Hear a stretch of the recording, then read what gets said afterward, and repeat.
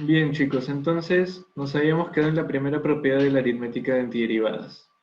Tenemos una constante k que se está multiplicando en una cierta función f, y para hallar la antiderivada de esto de acá, al igual que sucedía con, con las derivadas comunes, la constante puede entrar y puede salir de la antiderivada, no hay ningún problema.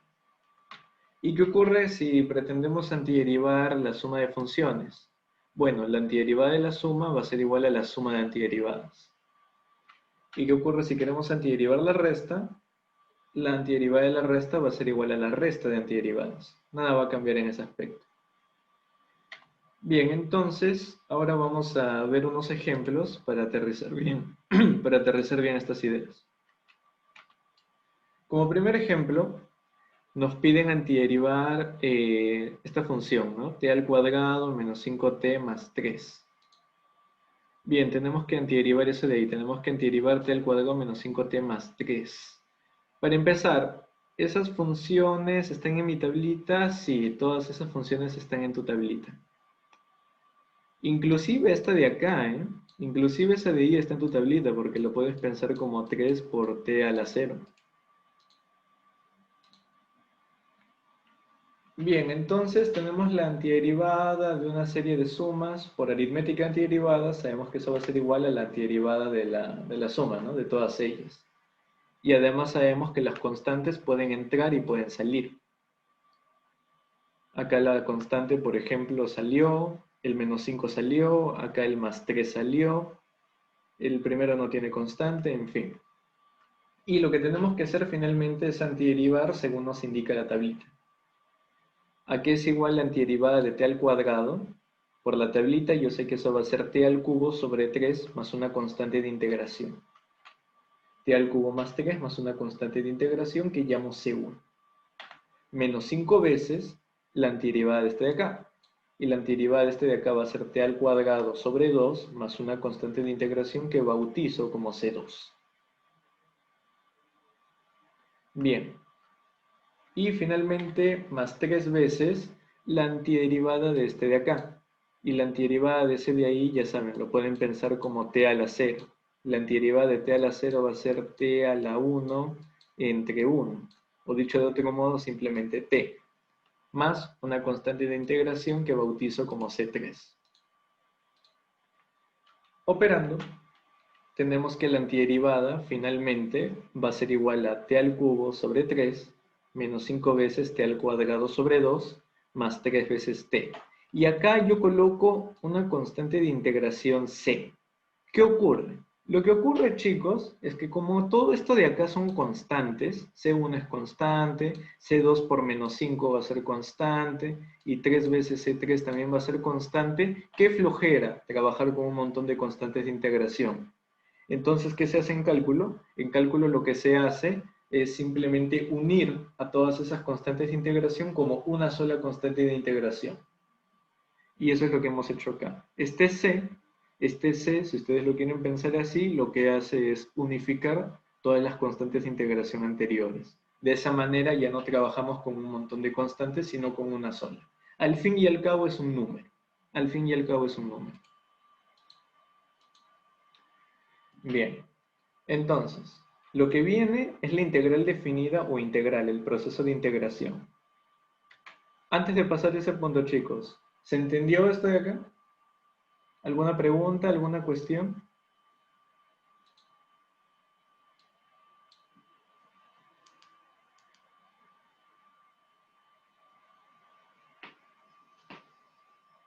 Ok, ok.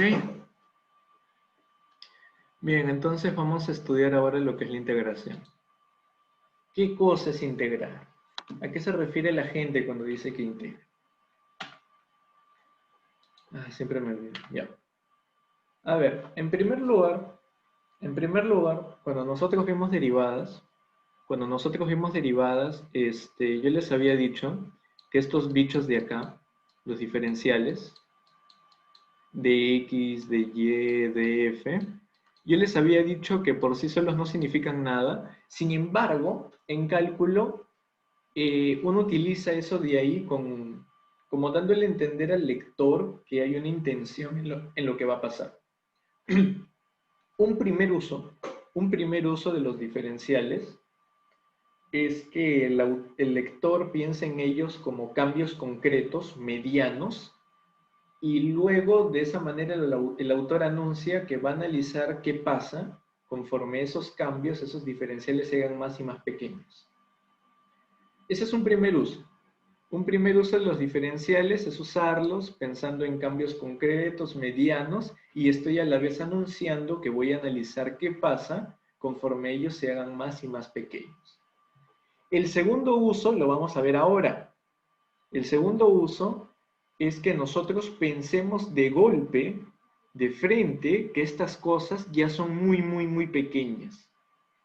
¿Qué tan pequeños? Como un átomo, así de pequeños, como un átomo. Entonces, esa va a ser la filosofía acá, chicos. Eso va a ser la parte crucial para que entiendan la integral, para que entiendan lo que significa integrar. Y conceptualmente no es difícil, chicos. Conceptualmente no es difícil. Yo les había colocado en su tablita que la integración no era otra cosa que una suma de pequeñas contribuciones. Tal vez falta un poco de contexto para que entiendan eso de ahí, pero ténganlo en mente. Integrar significa sumar pequeñas contribuciones. Ténganlo en mente, chicos, porque se va a conectar con lo que voy a hacer ahora. Entonces, de manera general, chicos, nosotros tenemos una función definida en un intervalo cerrado a b y esa función es continua. Profe, ¿qué significa que sea continua? Continua significa que puedes dibujar esa función sin levantar el lápiz. Si tú puedes dibujar una función sin levantar el lápiz, se dice que la función es continua. O sea, una función como esa de ahí. Una función como esa de ahí es continua porque puedo dibujarla sin levantar el lápiz. ¿Ok? Entonces tengo una función cualquiera. Yo simplemente hago un gráfico para ubicarnos, pero puede ser cualquiera. Definida en un intervalo cerrado AB y es continua en el sentido de que puedo dibujarla sin levantar mi lápiz. Ok. Ahora, ¿qué vamos a hacer? Ahora lo que vamos a hacer es calcular el área debajo de esa función. A mí me interesa ahora calcular esta área de aquí. Toda esa área de ahí me interesa calcular. ¿Cómo vamos a lograr eso? ¿Cómo vamos a lograr eso de ahí? Ya, paciencia. Lo que vamos a hacer es lo siguiente. Lo que voy a hacer es pararme en un punto cualquiera X, entre A y B. Importante, X pertenece al intervalo cerrado AB. Ok, ¿y ahora qué hago? Ahora lo que hago es, bueno, por supuesto, si nos estamos parando en X, va a corresponder una altura f de X. Ok, entonces me paro en X y eso por supuesto implica que va a haber una altura f de X. Ok. Ahora lo que hago es avanzar un chiquitín. Ahora lo que hago es avanzar un diferencial. Algo muy, muy pequeño, un diferencial de X, un dx. ¿Y qué cosa es lo que voy a obtener al momento de avanzar un paso, que como les digo es un paso atómico, es un paso muy, muy, muy pequeño? Lo que voy a obtener es lo siguiente. Lo que voy a obtener es un rectángulo, chicos. Lo que voy a obtener es un rectángulo. Eso de ahí es un rectángulo de base de x, diferencial de x, y la altura es f de x. Tal vez aquí, tal vez en este punto, muchos de ustedes no estén convencidos de que lo que están viendo es un rectángulo. Porque ustedes van a decir, pero profe, en la vida, eso de ahí va a ser un rectángulo porque la función puede ser muy complicada. La función puede ser muy caótica. ¿Cómo eso de ahí va a ser un rectángulo? Ya, tranquilo. Si estás teniendo esa duda, es normal. Así que para salvar esa cuestión, quiero que pienses en lo siguiente. Por muy caótica que sea esa función, por muy loca que sea esa función cualquiera, si tú avanzas un chiquitín, si tú avanzas un paso atómico, lo que vas a ver es que la función se va a comportar de manera plana. Así que esto de acá va a ser un rectángulo. Profesor, aún no me convenzo con su argumento. Ya, con lo siguiente yo sé que te vas a convencer. Imagina lo siguiente, ¿sí? Imagina lo siguiente conmigo. Imagina que tú, desde tu casa, ¿sí? Desde tu casa, te vas caminando al aeropuerto Jorge Chávez. Y mira con lo osado, mira lo atrevido que estoy diciendo con mi afirmación. Porque así como en esta situación yo no sé quién es la función, de la misma manera yo tampoco sé dónde vives. Y sin embargo sé que lo que voy a decir es cierto. Si tú caminas desde tu casa al aeropuerto Jorge Chávez, yo te pregunto, ¿te vas a dar cuenta de que la Tierra es redonda? Si tú caminas de tu casa al aeropuerto Jorge Chávez, ¿te vas a percatar de que la Tierra es redonda? Los leo en el chat.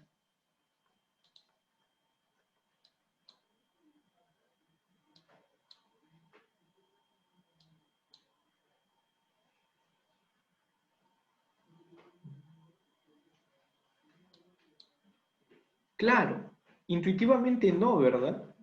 Intuitivamente no, porque lo que tú avanzas desde tu casa, donde sea que vivas, no sé dónde vives, pero yo sé que donde sea que vivas, si caminas hasta el aeropuerto Jorge Chávez, esa distancia, ese recorrido, ese paso, va a ser muy pequeño, va a ser despreciable si lo comparo con la circunferencia de la Tierra. Y de manera local yo puedo asumir que ese trayecto es plano, es euclidiano, es bonito, es recto. Lo mismo sucede acá, chicos, lo mismo sucede acá. ¿Cuál es la idea? La idea es que nosotros estamos avanzando un paso tan pequeño, tan atómico, que a nuestro alrededor todo se comporta de manera plana, recta, euclidiana, lineal, bonito. Entonces esto de acá es un rectángulo. Claro, valdría comentar que no es un rectángulo cualquiera, es un rectángulo infinitesimal o, en todo caso, si lo quieren ver así, es un diferencial de rectángulo. ¿Y a qué va a ser igual el área de este rectángulo? Bueno, el área de un rectángulo es base por altura, ¿sí o no? F de x por dx. O sea, el área de este rectángulo infinitesimal diferencial que denoto como dA va a ser igual a f de x por diferencial de x. Diferencial de área le coloco. Bien, entonces, lo que hemos hecho hasta ahora, chicos, es calcular el área de un rectángulo que es un hilo. Prácticamente es un hilo ese rectángulo. Y hemos calculado dicha área, f de x por dx. Pero, profe, ustedes dirán, a mí no me interesa calcular el área de un rectángulo que ni se ve. A mí me interesa calcular toda esta área. ¿Cómo voy a calcular esa área si yo solamente conozco el área de un rectángulo chiquitito, chiquitito que ni se ve, es muy fino? Acá viene la cuestión, chicos, acá viene la cuestión, que para hallar el área total, lo que vamos a hacer es sumar todas las pequeñas contribuciones de todos esos rectángulos infinitesimales. ¿Y qué significa sumar pequeñas contribuciones? Sumar pequeñas contribuciones significa integrar. Si nosotros integramos, si nosotros sumamos todas las pequeñas contribuciones de área de estos rectángulos, lo que vamos a obtener es el área exacta debajo de la figura. Y a eso de ahí se le denota de la siguiente manera. A eso de ahí se le denota como la suma de todos estos pequeños rectángulos, la suma de todas estas pequeñas contribuciones, pero ¿de dónde a dónde, profe? ¿De dónde a dónde está sumando? De A hasta B estoy sumando. Esos son los límites de integración y es lo que se coloca acá, los límites de integración. Entonces, eso va a ser igual, el área total va a ser igual a la suma de todas las pequeñas contribuciones de todas esas áreas. Pero yo sé que cada una de estas pequeñas áreas es igual a f de x por dx. O sea, es igual a eso de ahí. Eso de ahí es la integral, chicos.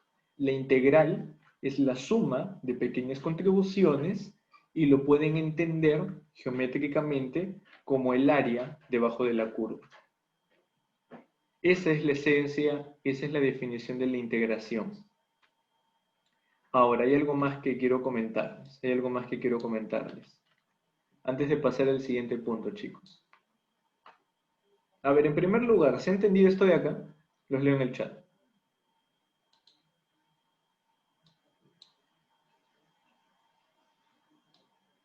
Yo sé que hasta el momento no les he dado ninguna pauta, ninguna serie de instrucciones para integrar, para calcular explícitamente esto de acá, pero es que primero estamos revisando la esencia, ¿no? Siempre la idea es esa. Primero revisamos la esencia, la definición, y luego les hablo de computaciones. Ese es mi modus operandi.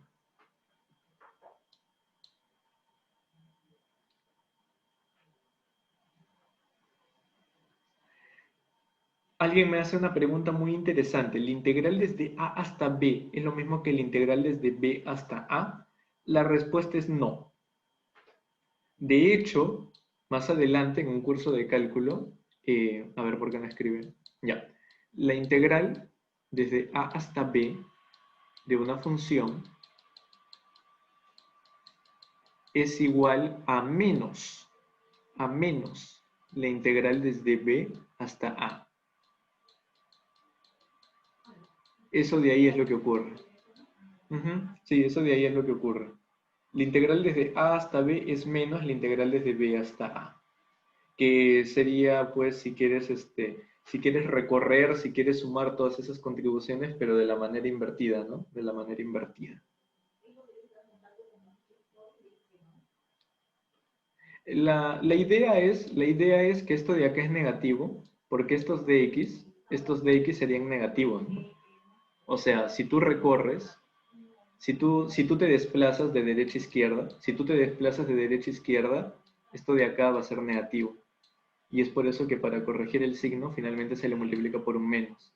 En cambio acá, que estamos integrando, estamos recorriendo la cuestión de izquierda a derecha, el desplazamiento, el pequeño desplazamiento que hacemos es positivo. Intuitivamente esa es la idea. Intuitivamente esa es la idea. Pero lo vas a ver más a detalle en un curso de cálculo de todas maneras. Es un clásico esa propiedad. ¿Alguna otra pregunta?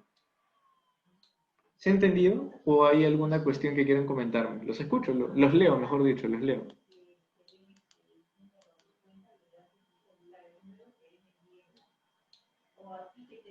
Ahora, eso de ahí de trabajar con la integración de A a B o de B a A, no se preocupen, ¿ah? En física no vamos a hacer eso. En física vamos a hacer lo más natural del mundo, que es integrar de izquierda a derecha, ¿no? De izquierda a derecha.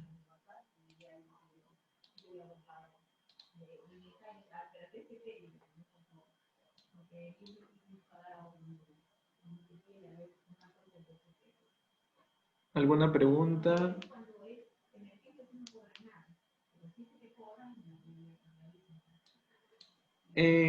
Sí, yo creo que sí. Yo creo que sí. Bien, entonces, si no aparecen más dudas, les quiero comentar rápidamente lo siguiente. Si se dan cuenta, hasta el momento la derivación y la integración son como que, ¿cómo decirlo? Son como que temas a priori separados y la única especie de conexión que vemos es una contradicción, ¿no? Porque la derivada es como que conceptualmente es un poco difícil de enganchar, pero computacionalmente es sencillo.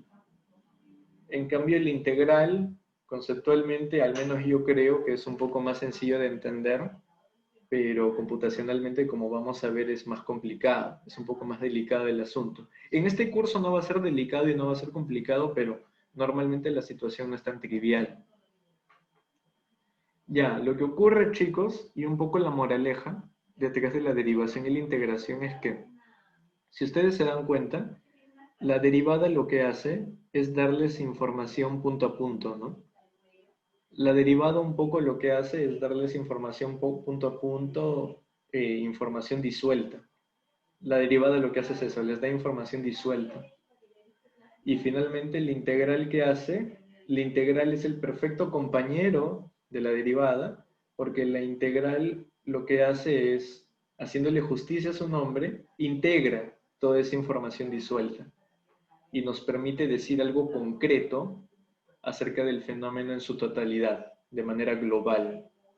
Esa es la moraleja, esa es la filosofía que siempre hay detrás de la derivación y la integración.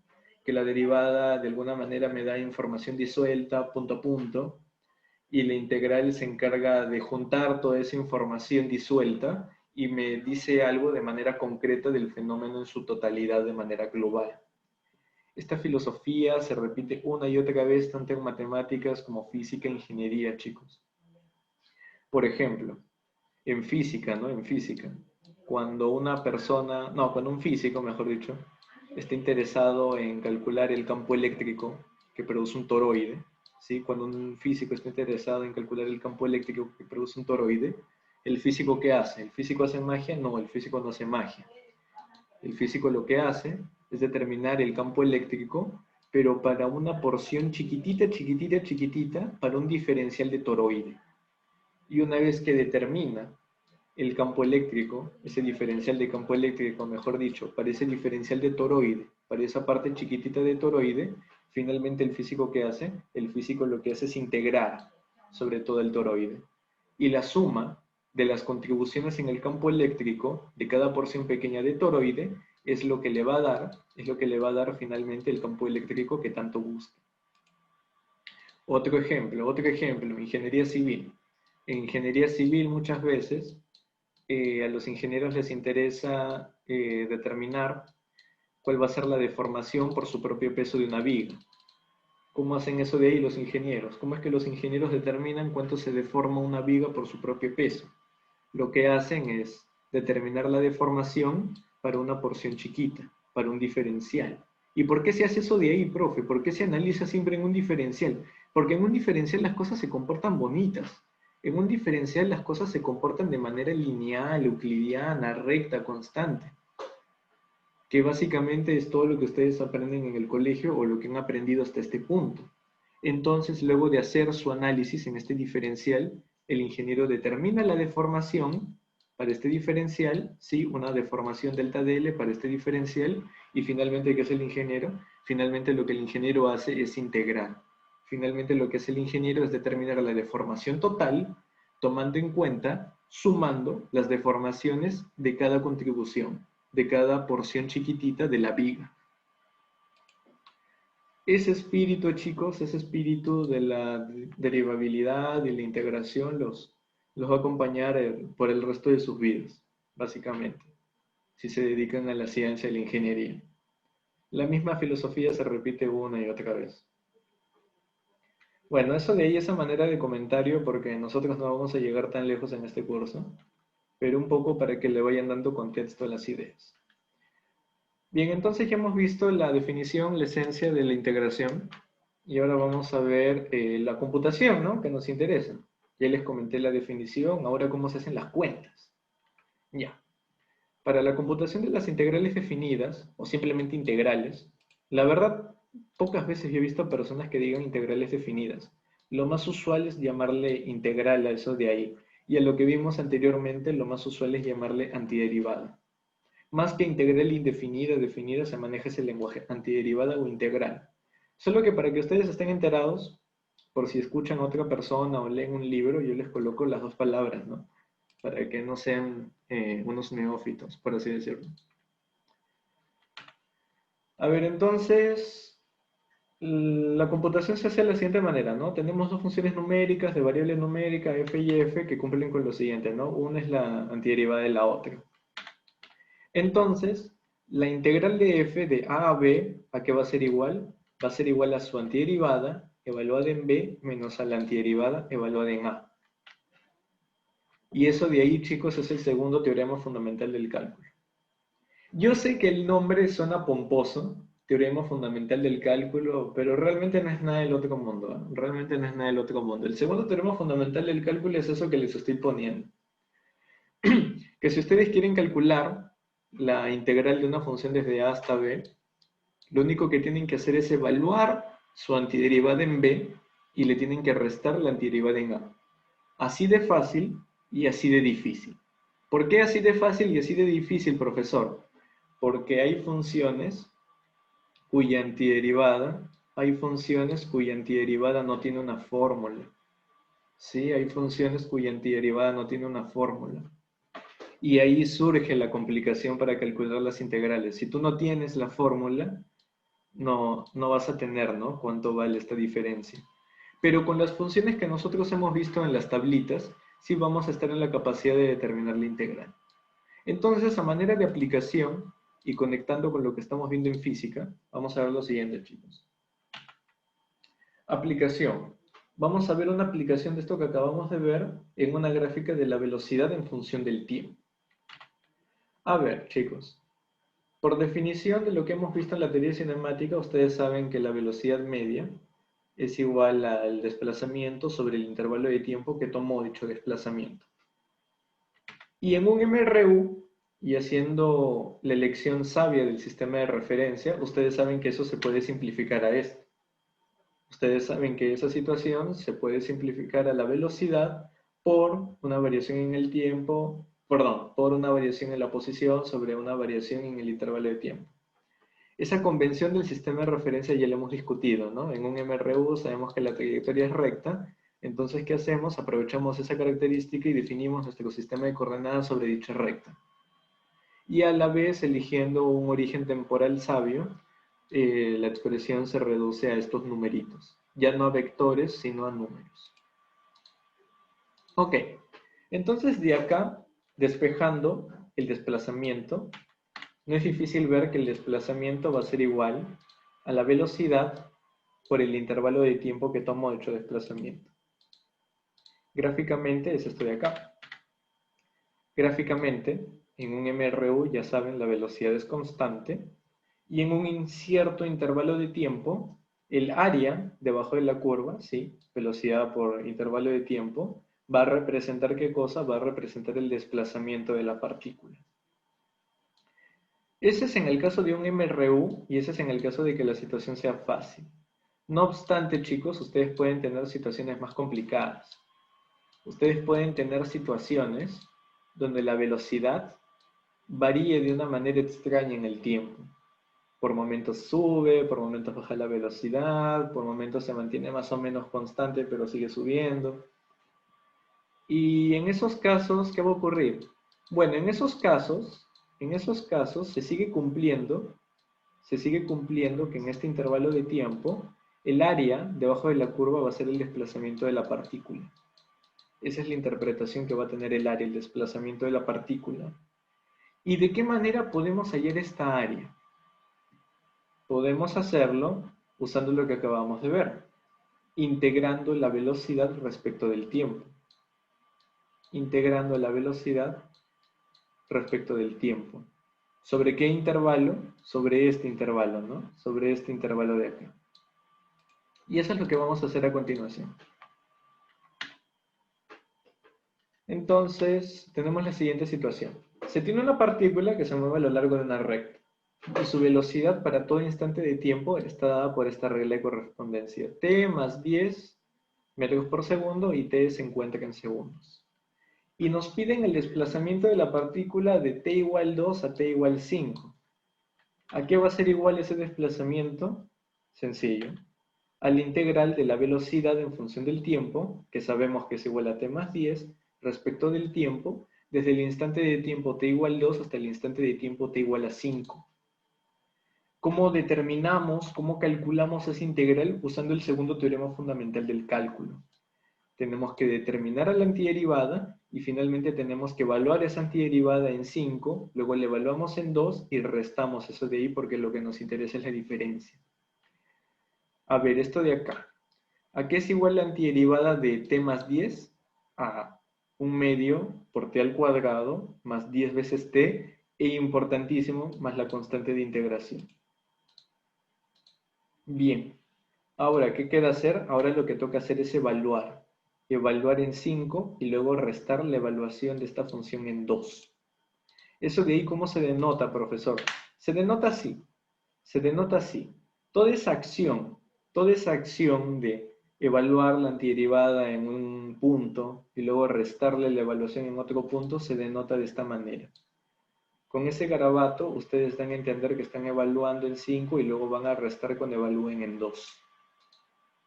Es lo estándar. Bien, entonces hacemos eso. Aquí está la evaluación en 5 y aquí está la evaluación en 2. Y antes de hacer las cuentas más complicadas, se dan cuenta que la constante de integración se va, ¿no? La constante de integración se va. Y este no va a ser el único caso en el que se va a ir, chicos. En general, siempre la constante de integración se va a ir al momento que ustedes calculen la integral definida. Siempre que ustedes calculen la integral definida, la constante de integración se va a ir. Es por eso que en la práctica, ustedes van a ver que las personas que son un poco más diestras ya no colocan a la constante de integración, porque saben que se va a ir. Finalmente, operando esto de acá, obtenemos 40.5 metros. Ese de ahí sería el desplazamiento que nos están pidiendo. Bien, chicos. Eso de ahí sería todo lo que tengo preparado para ustedes el día de hoy. ¿Alguna pregunta, alguna cuestión? Voy a dejar de grabar, pero de todas maneras me hacen llegar sus consultas.